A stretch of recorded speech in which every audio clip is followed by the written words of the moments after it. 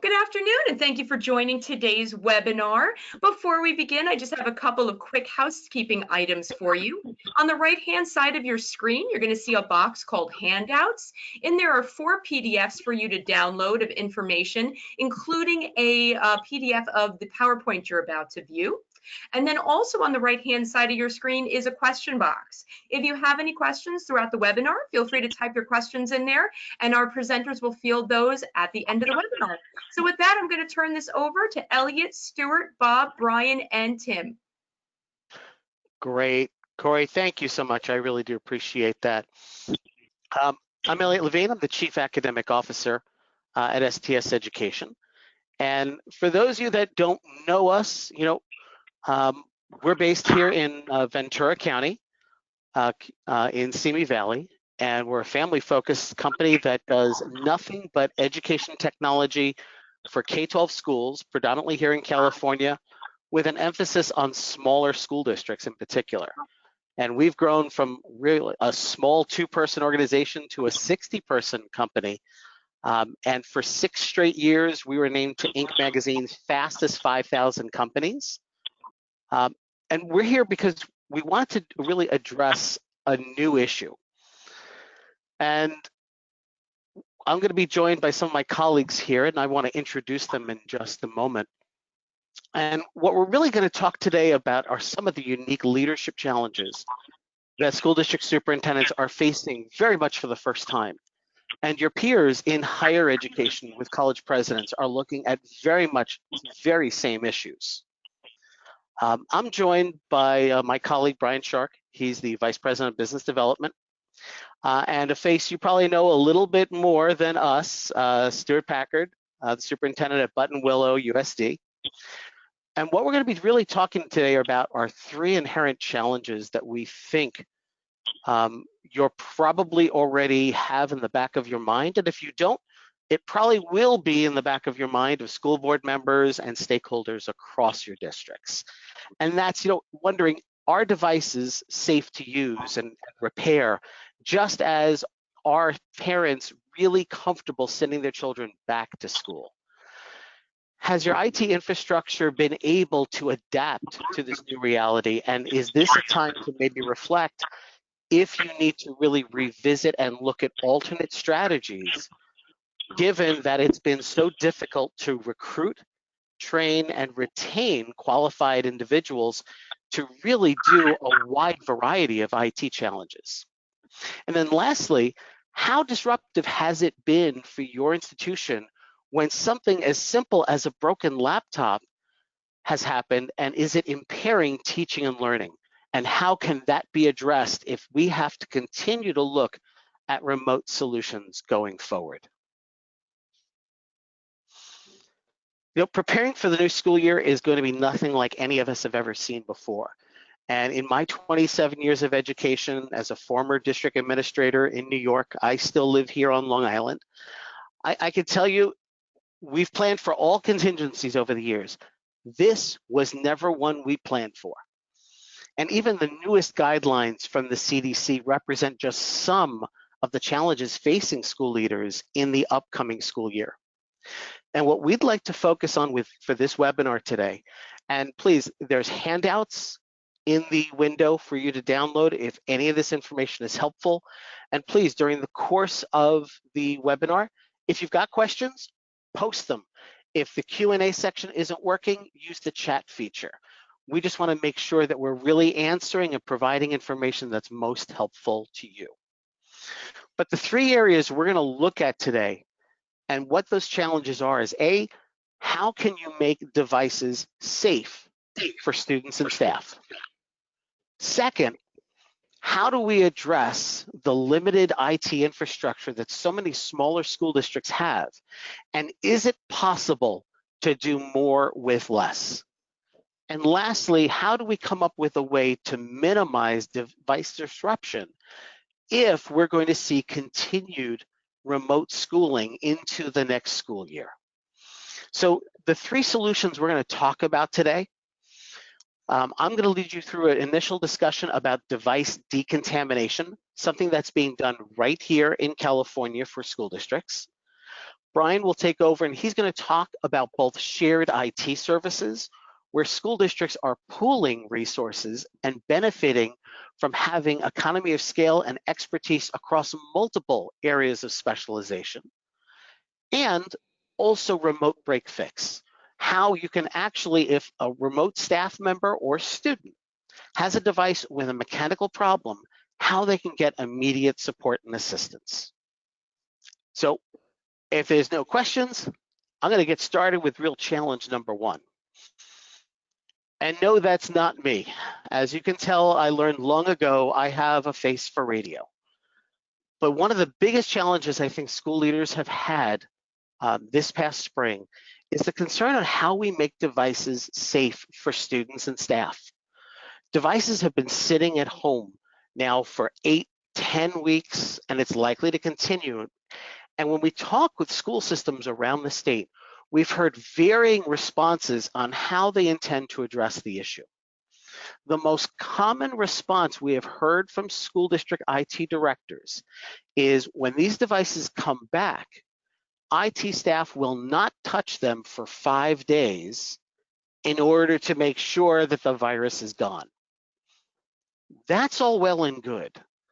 However, as reported by CNBC, the Center for Disease Control reported that on the Princess Cruise Lines, when they went back 17 days after everybody disembarked the cruise ship, they still were finding live viruses across the ship. So that 5-day or 7-day model simply doesn't match up with what science is telling us. So as a result, whether devices have been sitting at home, at school, it's not just a matter of the virus, but the fact is they've been exposed to dust, dirt, pet hair, and a heck of a lot more. So these units are coming back much filthier than ever before. But there's still a genuine concern about staff members even coming into contact with devices. Because if they have to open them up, do repair work, what are they going to be able to do to minimize their exposure if there is a problem? And if you look at some of the technologies that are probably being promoted to you, you've probably seen these in your inbox. There's companies that'll say where they're going to wipe down units. You've probably heard some companies talk about using UVC light. Others are talking about using ozone generators. And that is where you expose the laptop or other devices to intense levels of ozone to try to kill the virus. Unfortunately, there's problems with each and every one of these models, because when it comes to wiping down units, simply picking the wrong, disinfectant or chemical can leave residual damage to screens and laptops. Not to mention, it's heavily prone to user error. UVC light only works on areas that really have come into direct contact with the light. So again, there's user error because if you miss a spot, it's still there. But UVC cannot do areas that it can't reach. So ports, vents inside the laptop.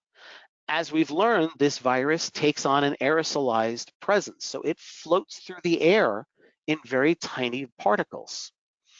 And ozone generators, while they sound very popular because it's intense ozone radiation, it's interesting that the US Army has its own directive warning people not to use ozone generators as they may cause damage to the coating on electrical wires. And I don't know about you, but the last time I checked, I think there's a lot of electrical wires inside of a computer.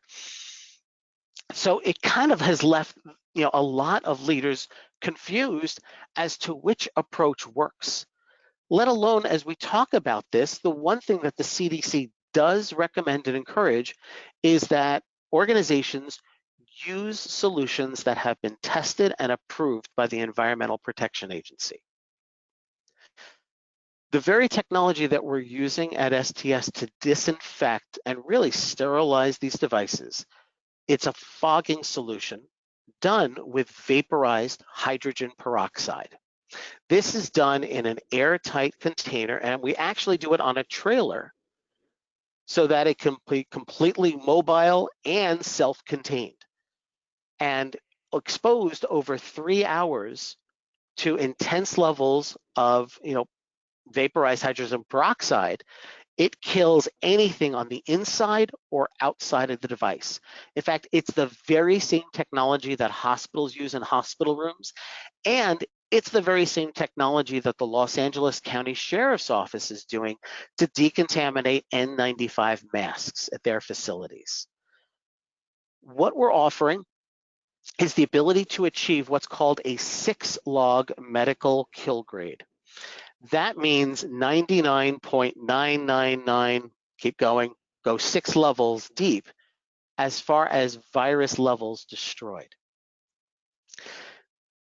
And to do this, what we are providing to schools is the ability that we will tag and inspect the devices. We will put them through manual cleaning, do a complete decontamination in the hydrogen peroxide vaporized environment, and then pack the units up for shipment and get them ready and back to your district.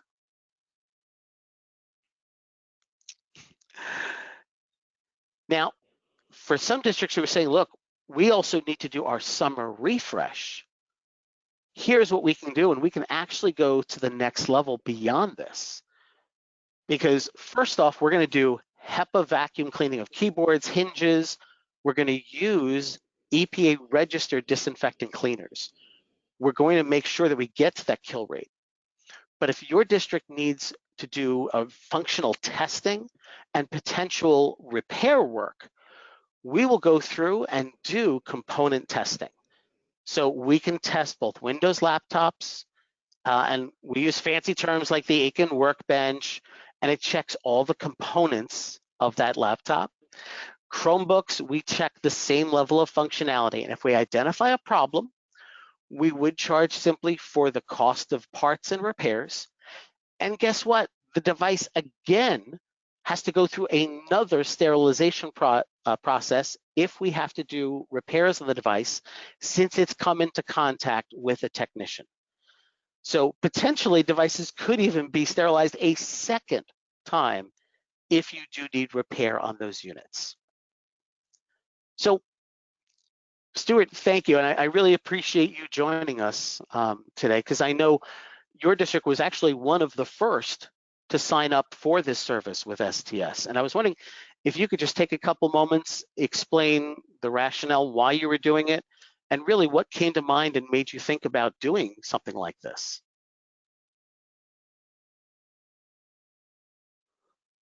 It's not like I haven't been doing these meetings for like 2 months. I should be able to unmute myself.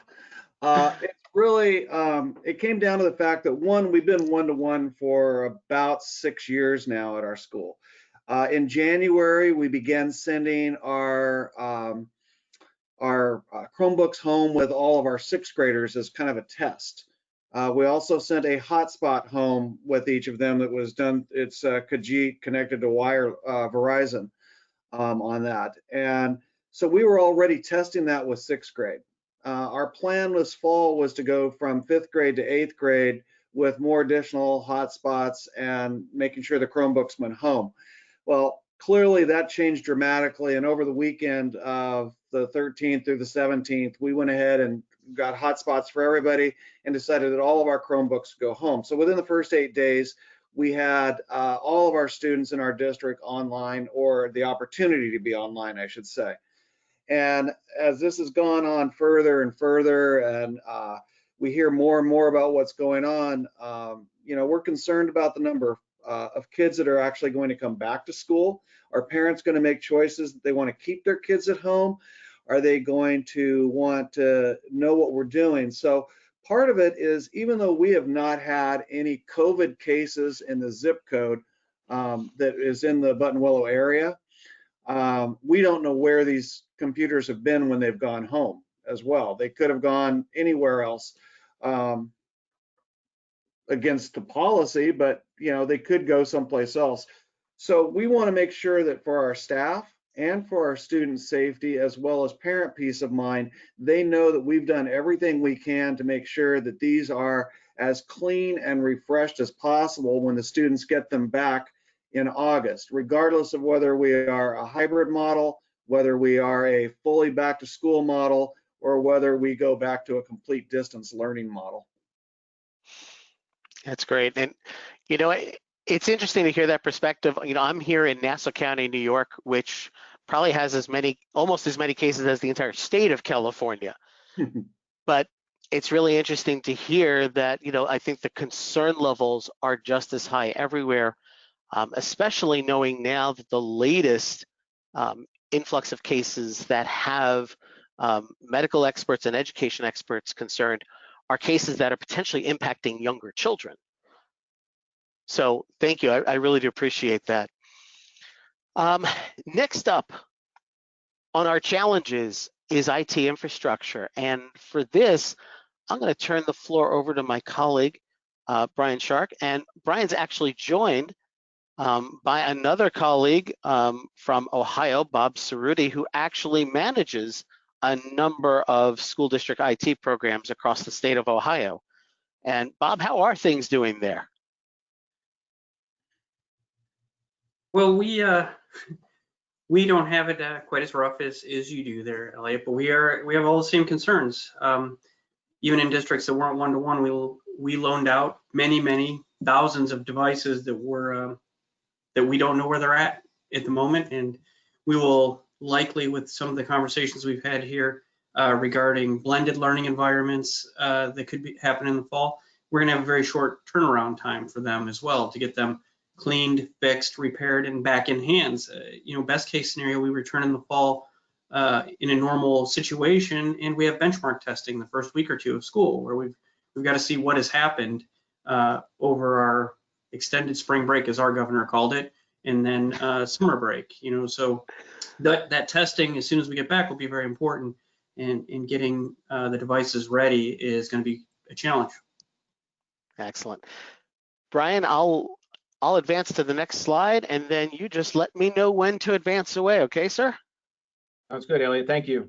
Thank you. Yeah, so as Elliott mentioned, we were going to discuss 3 important topics today, and the second one here is addressing the limited IT infrastructure resources. And so as we meet with our Strategic Advisory Council and customers around the country, we've identified some challenges that smaller school districts face, and I just want to, before I jump into some of the solutions, go through some of these challenges, right? And the first one really is the challenge of proving academic ROI, academic return on investment. And we believe this is a challenge for many school districts because the teachers spend more time fixing the technology than integrating it into the curriculum. We also know that regular outages impede the effective classroom use, right? So outages from a broken device, outages from a network, being unable to handle the bandwidth, right, from the standpoint of the network. And all of these move to the inability to pilot new technologies. Esports, one-to-one initiatives, virtual reality, many of the technologies that are sought after, in today's work world. The security aspect, as many of us know, even prior to the COVID-19 or the extended spring break, as some of us have referred to, security was a major component and a concern for school districts. And having the inability to provide this safe and secure network and within the level of resources that are given to many small school districts leaves them open to cyber attacks. And those we're not ready and prepared for. And then the third challenge, as Elliott had referenced before, next slide, Elliott, if you can, we talked about the ability to smaller districts to recruit, train, and retain IT professionals. This is also very challenging, especially with the budget aspects that smaller school districts are faced with, not just the individual, but the level of resources it takes to provide a safe and secure network for the school district. And if you are fortunate enough, next slide please, Elliott, to be able to recruit, train, and retain an IT professional, we find that much of their time is spent on more entry-level work. So around 55% of their time is spent on faculty and staff support. Is this the best place for them to be spending their time when we've talked about integrating new technologies, we've talked about, you know, potential cyber attacks, right? So, and then also because we want them focused in those areas to make sure that the network is always safe and secure and reliable. But again, we find them spending time on resetting forgotten passwords, replacing bad keyboards. Again, not the place where we want to spend those resources. So on the next slide, we believe the answer to this is a shared IT service model. And Elliott has mentioned a couple of these already in his talking points. But one of the most important areas would be to leverage the highly qualified education tech experts. Right? Through a shared services model, districts can achieve greater specialization and develop the bench strength. Right? So we have Bob, our virtual CIO. We have network engineers on staff, right? That we can leverage across your network, right? That are fully certified and again focused on education. Bob and his team have been solely focused on education, not on commercial, not on healthcare. So they understand what's needed from an educational perspective. You know, best IT practices for the IT infrastructure, right? So as we work with districts across the country, we identify new and innovative best practices that we can then spread across our network of school districts to make sure that they're more efficient and again, provide a best practice approach. The shared IT service model provides reduced costs and gain economies of scale. So we're almost like a consortium in a sense of districts, right, with consortium pricing. So we are able to then provide that discount of products and services to other districts within our network. And lastly, a very important characteristics of shared service model today, especially in these very uncertain times, is the fixed pricing model. So the ability to properly budget for IT services for an entire year. Our pricing model from shared IT services will be fixed for 1, 2, or 3 years, whatever we decide on, as a proposal and understanding your needs as a district. And then again, you can rest assured that unless obviously you're adding on, you know, much greater services, that price point will remain the same for the entire year. Next slide, please. So again, our shared IT service model, right, is going to allow teachers to focus on integrating technology into the classroom, implementing new technology initiatives, and again, with train and enhance network security, lesser vulnerable to cyber attacks. And so there are 4 main areas of our shared IT service platform. Network administration, technology planning, security assessments, and device break fix. So the first one I want to touch on is the network administration. So the goal here is to create a highly available network that can support both the curriculum and the operational goals. We know that data traffic on the school networks today have exploded because they no longer simply carry internet and server traffic to and from computers. And let's think about how wide your network has expanded in the last 8 weeks. So we also take a proactive approach to constant monitor and implement of sound management principles to make sure that the network doesn't go down. We're not reactive in this, we're very proactive in this. And so some of the services that would be included in the network administration part, again, would be network admin, obviously, disaster recovery, and remote backup services, you know, et cetera. The next portion of shared IT services, next slide, please, would be the technology planning. So our virtual CIO, Bob, who's on the webinar with us as well, works with the district administrators to identify and attain the technology goals of the district by developing a budget-conscious device and budget plan. So again, Bob works closely with the administrators to identify the goals and making sure we develop the plan to ultimately reach those goals. And so, and again, so services in this portion would include could include Google Management Console, hardware and software purchasing and installation, one-to-one device implementation, and management of those devices as well. Next slide, please, Elliott.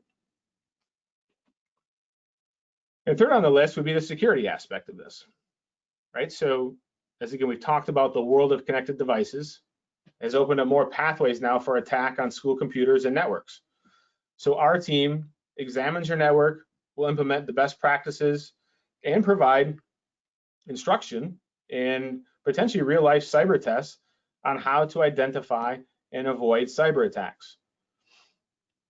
So again, also implementing the best practices to decrease the likelihood of attacks. So really, again, taking a proactive approach to the security aspect of your network.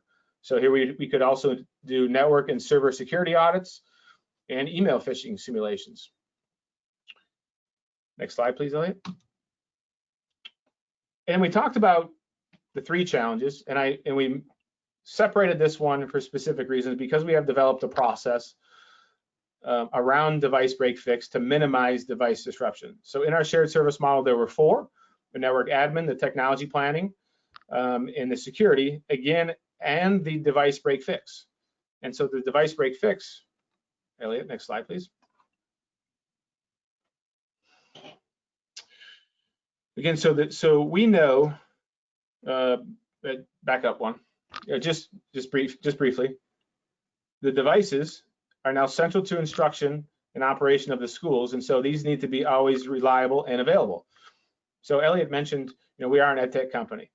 We've also talked about in sanitation, we've got a device break fix.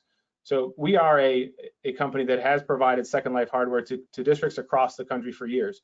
So we have the team and the knowledge to quickly identify and resolve the issues when it comes to your devices breaking down. We talked about this also being a major challenge of school districts, right? The fact that outages will impact the instructional time. So on the next slide, we just talk about our actual process, right? From the standpoint of our pricing and our service includes all shipping to us and from us, but then also running the diagnostics to make sure we understand what is wrong with the device. Our pricing model then includes all of the labor to repair the device. All of the parts, though, are separate from obviously just the labor rate that's included as you see here. So, and then once the device has been fixed and audited again, it's shipping back to you, and again, to minimize the downtime that you would have in the classroom. So with that, Elliott, I guess I'll turn it back to you. Those are the shared IT service model, including the device and the remote break fix aspect of our business. So. That's phenomenal. Thank you. What I'd actually love to do is I'm going to jump back here because, Stuart, if you don't mind me kind of picking your brain a little bit, again, from your perspective, it's challenging in a smaller district to really find personnel and such to do all of these things. Is there one particular area that's of greatest concern to you as a superintendent? Well, the reality of, since I'm based in Kern County, one of our largest, I believe it's the 3rd largest school district in Kern County, with around 20,000 students, did have a ransomware attack this year. It was, and knowing a number of people who work in that particular district, everything was shut down. And this was something that Justin Cunningham, who was from Bonsall School District Superintendent, a former board member of our SSDA board, he and I had been talking upwards of 3 years ago. Such an important aspect of that ransomware is, one, we have not, the small school districts, although you may not think of as a target, are really a high-end target, because if you get the LA Unifieds, the Oaklands, and all of them, they have a complete staff of people that are completely monitoring what's going on with that system. But in a small district, one, you have to look at the cost of it, and 2, you just don't have the people who fully comprehend and understand, and me being one of those, the whole concept of what this means and how it can affect a school. But our systems are going to be more prone to being attacked very easily because one, we don't have the people monitoring it, and two, we don't have all of that. So anytime you get into the shared services, I think it's really valuable to make sure that as a small school, we are protected, because when that multi-hundreds of thousands of dollar ransomware comes in, we can be hit very hard, and that's going to be a huge impact on us as any small school district. So I think it's important to work within that shared IT services to make sure that that high level of security is in there on a daily basis, and it's being monitored by people that really have the knowledge base. You know, it's interesting because you hit upon a key point. I think a lot of school leaders still, they do talk about the ransomware. And, you know, what's been the going rate on most districts? It's been anywhere from 10,000, 50,000. In big districts, even 100,000 have been the demands from hackers. But very interestingly, the U.S. Department of Education put out a memo last spring. And in it, it advised that ransomware may not be the real focus, it's the distraction. They talked about the value of student data. See, if I were to steal Bryan's profile, if I got Bryan's name, date of birth, social security number, on the black market, it's worth about $10. Mine's probably worth about $8.98 at this point. But if I can steal a K-12 student's student records in addition to their name, date of birth, and social security number, that's worth $250 to $350 per student. So even I could take a small district like Buttonwillow, and on the black market, if I just went and stole the data, it's worth at least $75,000. And interestingly enough, some hackers go in, steal the data, and then give access to some ridiculous hacker who makes themselves known. The best hackers in the world, you never knew they were there. It's the idiots who then come in and start, hey, we're here, ransomware.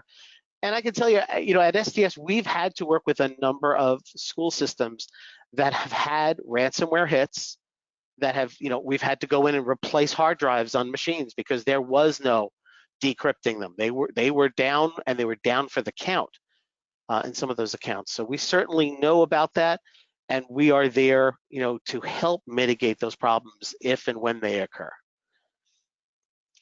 Thank you on that. Corey, I don't know if there's any questions in the room yet, or if we want to open it up for Q&A. Not at this time, but if you have any questions, feel free to type them in the question box.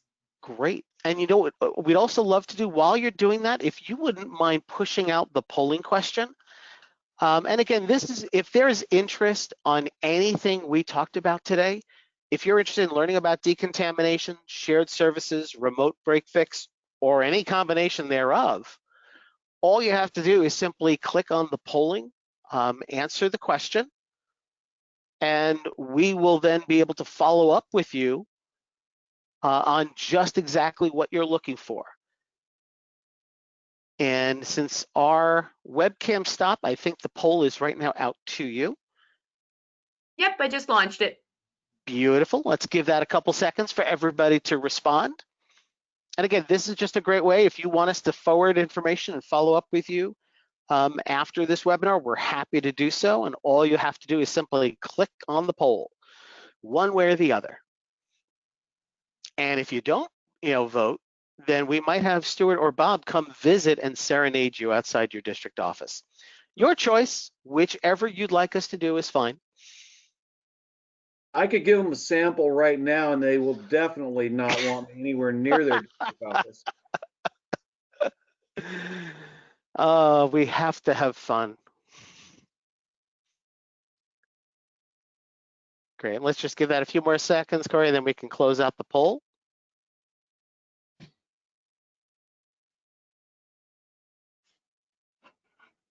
Okay, I'm going to close it now. Great. And our cameras should come back. I don't know if there's any questions in the room, either in Q&A or in chat. But we'll give the ceremonial. All right, we'll give them ceremonial 8 seconds. I find, especially with educators, we give them an 8-second pause. Somebody actually might be thinking about something. I don't know why it's 8. Could be 9, could be 7. But I was always taught 8 seconds. Knew I should have said there was a quiz. All right, well, hey, we really do appreciate your time today. And again, if there's something we can do, please reach out to us at STS Education. It's simply stseducation-us.com. Come learn all about us. And we do live by a very simple mantra. You've got enough headaches, and EdTech should not be one of them. So if we can help you, we would love to any way we can. So with that, thank you so much. We really appreciate you taking time out of your schedule this afternoon to join us. And I'm hoping we can speak real soon. Great. Well, thank you guys so much for such a great webinar, and thank you to everybody who's attended today. As I mentioned, I will be sending out the handouts along with a recording of this tomorrow morning. Great. Thanks so much, and I hope you all have a great day. Thanks so much, everyone.